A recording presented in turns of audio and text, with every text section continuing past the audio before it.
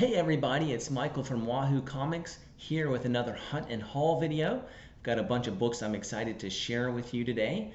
First of all, a group from a new seller that I have found online who is selling off his collection. And then I'm going to share some books from the seller that I've been buying from the past few weeks. Some new books I've gotten from him that thematically tie in to the first group of books. And then at the end of the video, I've got a couple of announcements I'm excited to share with you as well. So let's get to the books. So if you've been watching my videos or really paying attention to the comic collecting industry at all, right now you know that X-Men keys are really good to be picking up whenever you can find one at a good price. We all know they are going to come into the MCU at some point, and so these books are already climbing in value, and of course will skyrocket once some of these characters are introduced. And so there's a book that I've been looking for a while that I didn't know if I was going to be able to pick up at a good price, and I did. I found this one, Uncanny X-Men 129.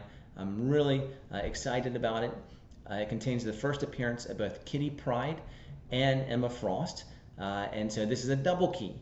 And whenever you're looking to pick up a comic book, whenever you can find a book that is important for more than one reason, then of course it's going to be a much more safe investment, because if anybody cares about Kitty Pryde, this book has value. If anybody cares about Emma Frost, this book has value. And of course, if they care about both, then it has lots of value. And so I think this is a good one to pick up. If you can find it for a good price, it's already been climbing in value. So you might not be able to. I felt like this is like my last chance to get it. And so I'm super excited. Then I also got Uncanny X-Men number 239. And this is the first cover appearance and the second full appearance of Mr. Sinister, who is one of my personal favorite villains in the X-Men universe. He just has a lot of interesting ethical questions related to him. He clones and does all kinds of genetic research. And I majored in biology when I was a student at UVA. And so I've always thought he's a fascinating character, and he's recently even become pretty funny. If you read through some of his stories recently, as he's just kind of unfazed by these ethical questions. He just wants to experiment, and it's pretty it's dark humor, but pretty funny. And so I got his first appearance, Uncanny X-Men 221, a few months ago, and now I'm excited to finally get this one. And of course, when you're in the comic collecting, the first appearance of a character is always usually going to be the most valuable one, but other things to look out for, especially if the first appearance climbs out of your range of what you can afford, then first full cover appearances, as well as second full appearances, also have a lot of value. So I'm glad to get that with Mr. Sinister. I also picked up Uncanny X-Men Annual number 14. And so depending on who you talk to, this is the first cameo appearance of Gambit, even though he appears in a lot of panels, or the first full appearance of Gambit. Now, normally Uncanny X-Men 266 is credited as his first full appearance, but this one came first in terms of when it came out. And so people are starting to say, hey, well, maybe this should be considered his first appearance. And there's a number of characters. Wolverine's the most famous, notorious of these, that there's this debate over when is their first appearance. Because again, like I mentioned earlier, the first appearance always has more value. And so people want to argue and debate over that. But even though 266 is the book to pick up right now if you can, and I don't have a copy yet, I hope to get one at some point. This is also a book that has really climbed in value even over the past year, as people are starting to pick up on this being a big Gambit key. All right, also Ms. Marvel 18. My last video I talked about how I picked up Ms. Marvel 16, which was Mystique's first cameo appearance, and this is her first full appearance, where you finally see her blue skin and all of that. And so I'm really happy to pick that up. Now, out of all the characters in the X-Men universe to be excited about, to pick up keys for, number one is Wolverine, and number two, I would say, is Deadpool. And so I am really excited to have gotten this book, Wolverine number 88, which contains the first the time Wolverine and Deadpool meet in comic books. You can see it doesn't go too well for Wolverine here on the cover. Good thing he's got that healing factor. But this cover, I think, is going to be an iconic one. And of course, these two characters are really popular. And so this is a good book. All right, well, X-Men aren't the only things to care about. Another group of comics to care about, I think, are Star Wars keys. And so I picked up a number from this seller, but there's a couple that I'll show off, a couple of the nicer ones that I'm personally excited about. And so, first of all, there's Star Wars number 71. And so this is the first full appearance of Bossk, who is one of the bounty hunters in the Star Wars universe. And so you might know there's a Boba Fett show coming to Disney Plus at the end of the year. And I'm hoping, and a lot of us are hoping, that there are some of these bounty hunters in the universe that are going to be a part of that show. And if there are, then I think there's a good chance Bossk will be one of them. He's a popular bounty hunter. And so this is his first full appearance. Really excited to pick it up. Speaking of Fett, also got Star Wars 81. And so this contains the first original story for him in comics. And it also is the story of how he escapes from the Sarlacc pit from Return of the Jedi. And so I actually haven't read this yet. I'm really excited to just read it and see how did he escape from that. As a kid, even though now as an adult I realize that was probably the Return of the Jedi the worst of the original trilogy, I just really loved, especially that beginning scene, that Sarlacc pit, all that. Oh man, that was just the coolest thing. And so I am really wondering how he got out, and looking forward to reading that. All right, other things to look out for that I picked up. First of all, Vengeance of Bane, number 1. And so this is the first full appearance of, you guessed it, Bane, who of course is one of Batman's rogues. Anytime you can pick up a first appearance of a Batman rogue, great idea. And so I'm really glad to get this one. This is one that came out when I was first collecting comic books, and back then I didn't even hear about it until it was way out of my price range in those early days. And so I'm really happy to finally have my own copy. Another book I picked up, Spider-Man 2099, and this is the first real appearance of Spider-Man 2099. Mentioned a few videos ago, Amazing Spider-Man 365 contains his first appearance in comics, but it's just a few pages that are a preview of this book, a few pages cut out of this book. And so this is the first real story of him, and he is, I don't know if it's a rumor or if it's been confirmed yet. If you know, you can reply in the comments, but almost certainly is going to be in the next Spider-Verse movie. And so I think he's going to be really popular. Already has kind of a cult following, but I think that movie will make him even bigger. And so I think this is a great pickup if you can find it, again, for a good price. Next up, we got Mark Spector Moon Knight, and this is the first appearance of Midnight, who became Moon Knight's sidekick, but later became Moon Knight's enemy. It's kind of a story, if you can imagine, like if Robin all of a sudden became bad and turned on Batman and they became enemies. Well, that's kind of what happens here. And so this is the Mark Spector Moon Knight series. There's a few Moon Knight series, number 4. Also, I was able to pick up Predator, number 1. And this is the first appearance of Predator, the Predator in comic books. And so this is another one that as a kid I loved this character. And I just personally am really pumped about getting this book. This is a Dark Horse book, but recently Marvel acquired the rights from Dark Horse to make Predator books. They also did that with Alien, the Alien characters. And so they've already started producing some Alien books, and Predator is up next. And so I am really stoked to be getting this first appearance that he has in the comic books. And the final one I picked up from this seller is this one, Marvel Age number 90. And this is my sleeper of the week. And I might start doing this, I think, with each video section, have a sleeper hit, one that nobody's really talking about, but it really does have some real value and potential to even grow more. And so Marvel Age number 90, why does anybody care about this book? Well, it's a Todd McFarlane cover. And Todd McFarlane is a popular artist.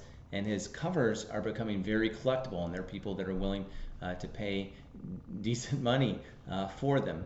I'm getting ready to purchase a group of issues that he did in Marvel Tales, another just kind of obscure series that doesn't get a lot of attention, but people pay good money for those books because Todd McFarlane did the cover.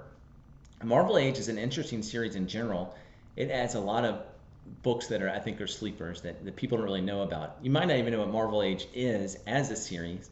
What this is basically a preview of upcoming comic books. And so it's just basically a comic book advertisement to try to get you to purchase future comic books. But what makes it valuable then is that it often has the first appearance of a character in comic books, because it just has like a drawing of him. So there's one with Darkhawk. It's got Darkhawk on the cover. It doesn't really have any story about Darkhawk, but it's telling you to go buy this upcoming issue, Darkhawk #1, that's going to introduce this new character that you're supposed to get excited about. And of course, then Darkhawk #1 has value. But that Marvel Age has value because technically it's the first time he's ever been in a comic book, and it predates his actual first story. And so there are a lot of Marvel Age books that are like that. Maybe a dozen of them that most people probably didn't care about. Since they're catalogs, it's probably tough to find a lot of them in a good condition. This one's in great condition, and if you just read them and tossed them, or there's no real story to them, no reason to care other than it's telling you what's going to come out. So anyway, my sleeper of the week. You can probably find this for really cheap, but it's got a lot of value to it, and it's selling for quite a bit on eBay. All right, so now those are the books I'm most excited about from the first seller. Now that I've shown those to you, I'm going to show you some books I've gotten from the other seller who, again, are kind of thematically tied. And so first of all, we've got another X-Men key. I've already shown you X-Men keys. This is Rom, Space Knight #31. So what does Rom have to do with the X-Men? Well, this is actually the second appearance of Rogue. Hopefully one day I'll get her first appearance, which is Avengers Annual #10, but I'm excited to get this second appearance of hers. And also I'm interested to read this story. I don't really know a lot about Rom, and I don't know how he's going to tie into these characters, but I'm looking forward to figuring it out. All right, another Star Wars key, Star Wars #43. And this is the first appearance of Lando in comics, who of course is a very popular character and is also set to get his own Disney Plus show. And so I am super pumped to get this one of the ones I'm most excited about out of all of these to get. I love the Lando character. All right, going back to Batman villain keys, Rogue's first appearances, we have Detective Comics #523, Batman #357, and Batman #358. And these all contain first cameo appearances or first cover appearance of Killer Croc. And in addition to that, this one, #357, also contains the first appearance of Jason Todd, who of course later becomes one of the Robins and now the Red Hood. So this is another one that's a double key. So a great investment. And in general, I think a lot of DC books right now, even though I'm a Marvel guy, in terms of just investing, DC books might be the way to go. There's a lot of undervalued books they have, and I think it's because their movies haven't been nearly as big as the MCU movies yet. But these characters are just too iconic not to eventually be a big deal, I think, in their cinematic universe. And so I think right now is a good time to be investing in DC. All right, like I mentioned in several videos and briefly in this, I'm really big on Moon Knight. He's got the series coming out. I think Oscar Isaac's going to portray Moon Knight. I think it's going to be big. I think it's going to be many seasons. And I have been looking for this book, and I'm super excited to finally have my own copy of Moon Knight #1.